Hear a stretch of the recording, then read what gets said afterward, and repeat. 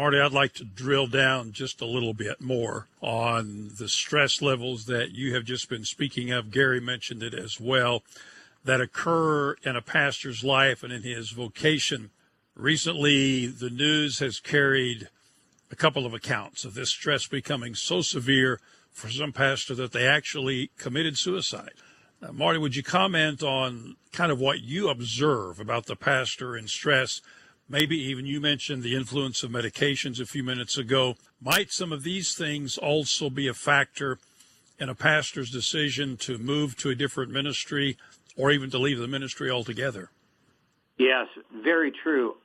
And without going into detail in relationship to suicide, sometimes suicide overall, we could say the big perspective is suicide often occurs in a person's life when they see no way out.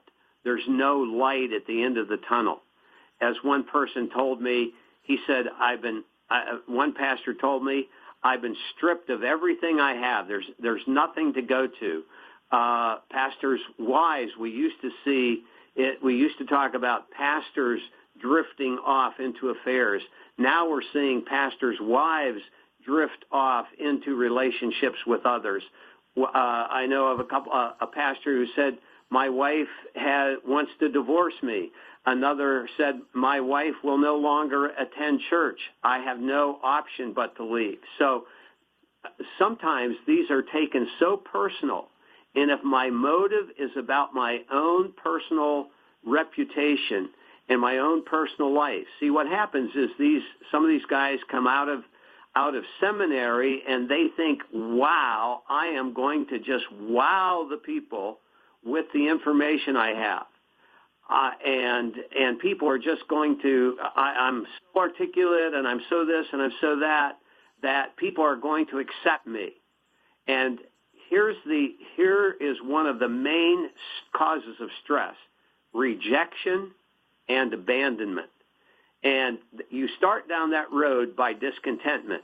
But then when you have a sense of rejection or a sense of abandonment, and you don't recognize the perfect peace that Christ gives, and the be anxious for nothing that we are instructed in Philippians chapter 4, when you don't have that, you seek relief from other areas, and medication is one of those areas.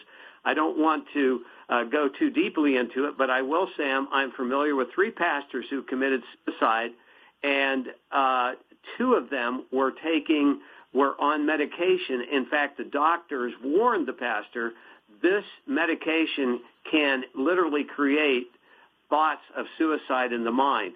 And so we are dealing with this in pastors' lives and in ministry, and we need to support them. We need help.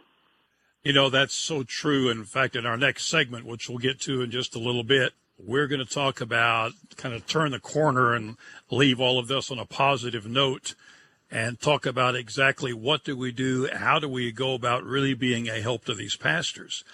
You know, a pastor has such a unique place. He is expected to know much about many things.